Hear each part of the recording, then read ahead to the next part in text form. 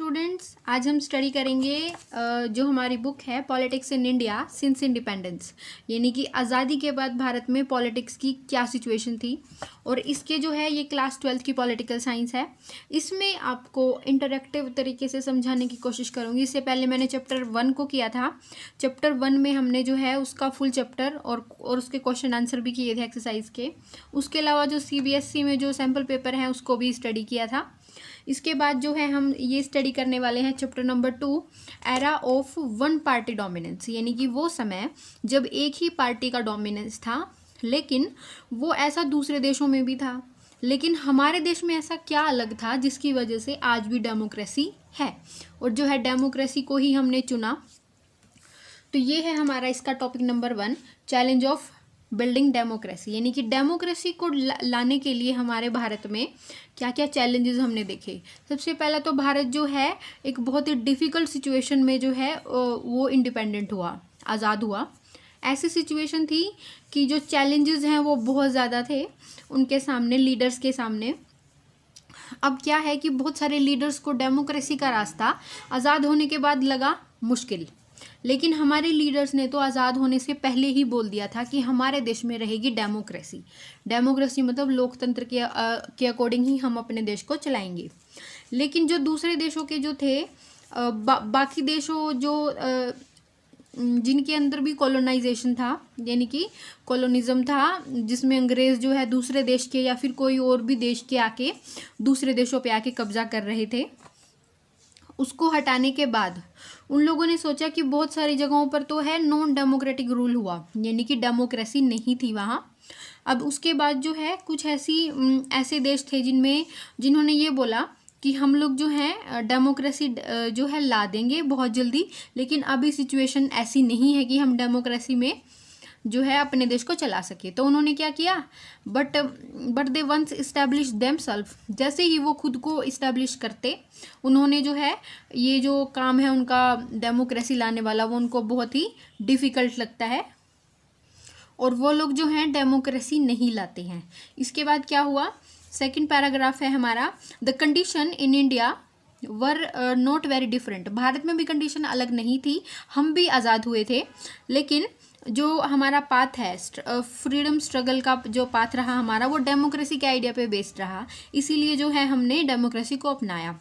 They did not see politics as a problem, वो politics को problem नहीं, वो पॉलिटिक्स को समझते थे एक वे ऑफ सॉल्विंग प्रॉब्लम। वो जो है पॉलिटिक्स को प्रॉब्लम सॉल्व करने का तरीका समझते थे, इसलिए हमारे देश में डेमोक्रेसी को उन्होंने शुरू किया।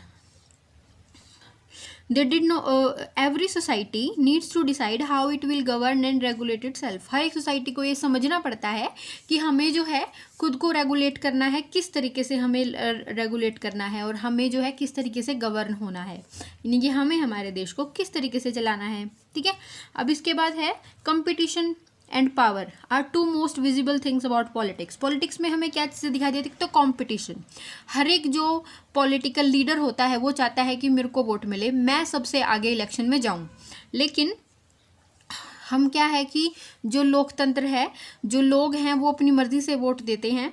वो चाहते हैं कि उन्हें जो है एक ऐसा लीडर मिले जो उनकी सभी चीज़ों को अच्छे से समझे और उनके इंटरेस्ट में काम करे। और जो पावर है, पावर के लिए भी काफ़ी ज़्यादा स्ट्रगल होता है, यानी कि जो इलेक्शन जीतेगा उसी को मिलेगी सीट और फिर वो आगे जाके अपने अकॉर्डिंग काम करेगा। ठीक है, अब इसके बाद आता है हमारा जो कॉन्स्टिट्यूशन है वाज अडॉप्टेड। अडॉप्ट कब किया गया, उसको फाइनलाइज मतलब साइन कब किया गया और उसको इफेक्ट में कब लाया गया, ये 3 डेट्स हैं अलग अलग। तो सबसे पहली डेट है उसको अडॉप्ट किया गया 26 नवंबर 1949 को। तो ये हमारी डेट है जब इसको अडॉप्ट किया गया, कंप्लीट हो चुका था। इसके बाद इसको साइन करना था, ये हुआ 24 जनवरी 1950 को। इसके बाद ये लागू किया गया 26 जनवरी 1950 को, जो है हमारा रिपब्लिक डे। ठीक है, तो ये तीनों डेट अलग अलग हैं, आपको ये तीनों अच्छे से समझनी होंगी और इनको नोट करके रख सकते हैं अगर आपको याद नहीं होती हैं तो। अब इसके बाद इसी टाइम पे जो उस समय तक जब आज़ाद हुआ उसके बाद भी एक गवर्नमेंट थी, लेकिन वो इलेक्टेड नहीं थी, वो थी हमारी इंतरिम जो है गवर्नमेंट सरकार थी, अंतरिम सरकार जिसको बोल सकते हैं। वो सरकार थी। और जो इलेक्शन कमीशन था उसका गठन किया गया कि कुछ महीनों के बाद या फिर कुछ समय के बाद जनवरी 50 को, मतलब जनवरी 1950 को, ठीक है। तो ये उनका हुआ गठन इलेक्शन कमीशन का। और उसके चीफ जो थे वो थे हमारे सुकुमार सेन। तो ये चीफ इलेक्शन कमिश्नर बने थे और इन्होंने ही भारत में पहले जनरल जो इलेक्शन है वो करवाए थे। वो सोचते थे कि 1950 तक जो है इलेक्शन सम टाइम, यानी कि 1950 में बीच में कहीं ना कहीं इलेक्शन हम लोग जो है वो कंडक्ट करवा देंगे। अब इसके बाद जो है, लेकिन इलेक्शन कमीशन ने देखा ये आसान टास्क बिल्कुल नहीं होने वाला। इतनी बड़ी कंट्री और उसमें भी फेयर इलेक्शन होना, जहाँ पे लोग जो और डेमोक्रेसी के अकॉर्डिंग होना, यूनिवर्सल अडल्ट फ्रेंचाइज के अकॉर्डिंग होना, तो उसमें बड़ी मुश्किल होने वाली थी। क्योंकि बहुत सारे लोग थे इलिटरेट, उनको पढ़ना लिखना नहीं आता था, उनको जो है लेकिन फिर भी उनको अपने देश के लीडर्स में विश्वास था कि हमें जो है किस तरीके से अपने जो लीडर्स हैं उनको चुनना है। अब इसमें था कि holding an election required delimitation और and drawing of boundaries of the electoral constituencies.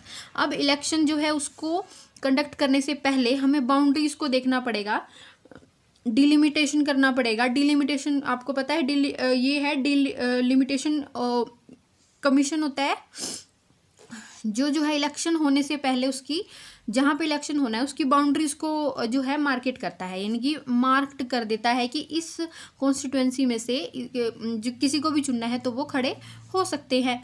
And the stand in the elections. फिर इसके बाद होता है फिर उनको प्रिपेयर करना होता है इलेक्टोरल रोल्स को, इलेक्टोरल जो सीट्स हैं उनके अकॉर्डिंग। फिर उनको जो है लिस्ट बनानी होती है कि कौन कौन जो है एलिजिबल है वोट डालने के लिए। अब उस समय पे क्या हुआ कि जब उन्होंने लिस्ट बनाई तो उसमें ऐसा हुआ कि ऑलमोस्ट 40 लाख जो महिलाएं थी उनके नाम जो है उसके अंदर किस तरीके से लिखे गए थे, वाइफ ऑफ, डॉटर ऑफ, ऐसे करके, यानी कि महिलाएं एलिजिबल थी वोट डालने के लिए, लेकिन फिर भी उनका जो नाम है ना वो नहीं था उनकी जगह पे। नाम की जगह पे लिखा हुआ था उनकी पत्नी या उनकी बेटी, ऐसे करके। तो ये देखा उन्होंने कि ये तो बड़ी प्रॉब्लम होगी, जब नाम ही नहीं है वोट डालने वाले का तो कैसे डालेंगे। तो उसको रिजेक्ट कर दिया गया उस लिस्ट को। फिर से जो है दोबारा से ये शुरू किया गया, दोबारा से एंट्रीज की गई उसके अंदर, और ये बहुत ही बड़ी एक्सरसाइज होने वाली थी, ए मैमथ एक्सरसाइज, ठीक है। अब 17 करोड़ एलिजिबल वोटर्स, हमारे देश में 17 करोड़ एलिजिबल वोटर्स थे, लेकिन वो जो है उसमें से सिर्फ 15% ही जो है वो पढ़े लिखे थे, बाकी सब जो है इलिटरेट थे, उनको पढ़ना लिखना नहीं आता था। यानी कि सिर्फ 15% लोग ही ऐसे वोट डाल सकते हैं कि खुद से कि मुझे यहाँ पे जिस व्यक्ति को मैंने वोट डालना है उसका नाम ये है और मैं यहाँ पे वोट डाल दूँ। लेकिन जो बाकी लोग हैं ऑलमोस्ट 85% लोगों को पता ही नहीं है कि मैं अगर वोट डाल रहा हूँ तो कहाँ जा रहा है। तो इस तरीके से उन लोगों ने, जो इलेक्शन कमीशन है, उन्होंने 3 लाख ऑफिसर्स को ट्रेनिंग दी ताकि वो लोग जो हैं जो इलेक्शन है उसको कंडक्ट करवा सकें। तो ये कंट्री का साइज ही नहीं, इलेक्टोरल्स जो इलेक्टोरेट बनाया गया इलेक्शंस के लिए वो भी काफ़ी अनयूजुअल था। यानी कि इतने बड़े देश के लिए पहले ऐसे किसी भी कंट्री में इतना बड़े स्केल पे इलेक्शंस नहीं हुए थे। इलेक्शंस, और वो भी यूनिवर्सल अडल्ट फ्रेंचाइज में, जिसमें हर एक किसी को वोट डालने का अधिकार है जिसकी एज जो है वो 18 साल से ज़्यादा है। तो ऐसा होना बहुत मुश्किल था। अभी तक जो है ये सिर्फ उन देशों में था डेमोक्रेसी जहाँ पे लोग पढ़े लिखे हैं, मतलब ज़्यादातर लोग पढ़े लिखे हैं, 70 to 90%। और जो यूरोप है वहाँ पे तो महिलाओं को भी वोट डालने का अधिकार नहीं था बहुत समय तक, लेकिन भारत में सभी को अधिकार दे दिया गया। तो ये एक बहुत बड़ा बेंचमार्क जो है वो इंडिया ने स्थापित किया था उस टाइम पे। इसको हम बोल सकते हैं इंडिया का वो एक्सपेरिमेंट जो यूनिवर्सल अडल्ट फ्रेंचाइज के साथ था। ये ऐसा एक्सपेरिमेंट हुआ जिसने पूरी दुनिया को ये बता दिया कि अगर आप करना चाहें तो किया जा सकता है स्थापित डेमोक्रेसी में यूनिवर्सल अडल्ट फ्रेंचाइज को। अब इसके बाद क्या हुआ कि ये भारत का जो एक्सपीरियंस है appeared very bold and risky. ये लगता तो था बोल्ड, यानी कि हम लोगों ने सबसे आगे बढ़ के ये फैसला लिया, और रिस्की भी है क्योंकि अगर ये फेलियर हो जाता है, अगर फेल हो जाता है तो क्या होगा। ये भी जो है एक ऑर्गेनाइजर, एक मैगजीन है, उसमें लिखा गया कि जो जवाहरलाल नेहरू जो है वो जिंदा रहेंगे ये बताने के लिए कि हमारा यूनिवर्सल एडल्ट फ्रेंचाइज का जो फैसला है वो गलत था। एक मैगजीन में ऐसा भी लिखा गया, लेकिन ऑब्वियसली ऐसा हुआ नहीं। भारत में जो है इलेक्शन बहुत अच्छे से कंडक्ट हुए। इसको 2 बार तो जो पोस्टपोन किया गया इलेक्शंस को, क्योंकि हम तैयार नहीं थे। ऐसी ऐसी प्रॉब्लम्स बहुत ज़्यादा थी, जैसे डिलिमिटेशन कमीशन के लिए प्रॉब्लम्स थी, जो इलेक्टोरल लिस्ट बनाई गई, वोटर की लिस्ट बनाई गई, उसमें प्रॉब्लम थी क्योंकि महिलाओं के नाम ही नहीं थे। इसके अलावा जो है और भी बहुत सारी चीज़ें थी। अब जो है स्टार्टिंग में जब इलेक्शन कमीशन ने वो डाला था ना, जैसे इलेक्शन कंडक्ट करवाई थी, तो उनके पास जो इलेक्शन में पर्चियां होती थी वो डालने के लिए जगह भी नहीं थी। तो उन्होंने क्या किया, जैसे एक कंटेनर होते टिन के कंटेनर, वो उनका इस्तेमाल किया पर्चियां डालने के लिए, जो कि काफ़ी फ़नी लगता है, लेकिन उस टाइम पे ये बहुत ज़्यादा ज़रूरी था क्योंकि वो उनके पास कुछ अवेलेबल ही नहीं था इस तरीके से। तो जो इलेक्शंस हैं वो finally held from October 1951 to February 1952। तो ये जो है इलेक्शन अक्टूबर से फरवरी तक हुआ, बट इलेक्शन को जो है 1952 के इलेक्शन ही कंडक्ट ही माना जाता है, क्योंकि भारत के बहुत बड़े हिस्से ने जो है 52 में ही जो है वोट डाला था। 6 महीने लगे थे इसको कंप्लीट होने में, पुलिंग, कैंपेनिंग एंड काउंटिंग। तो ये कंप्लीट हुआ। फिर इसके बाद क्या हुआ, अब जो है लोगों का पार्टिसिपेशन जो है इस लेवल पे बहुत ज़्यादा था, यानी कि एक कॉन्स्टिट्यूंसी में से 4 लोग इलेक्शन में खड़े हुए थे।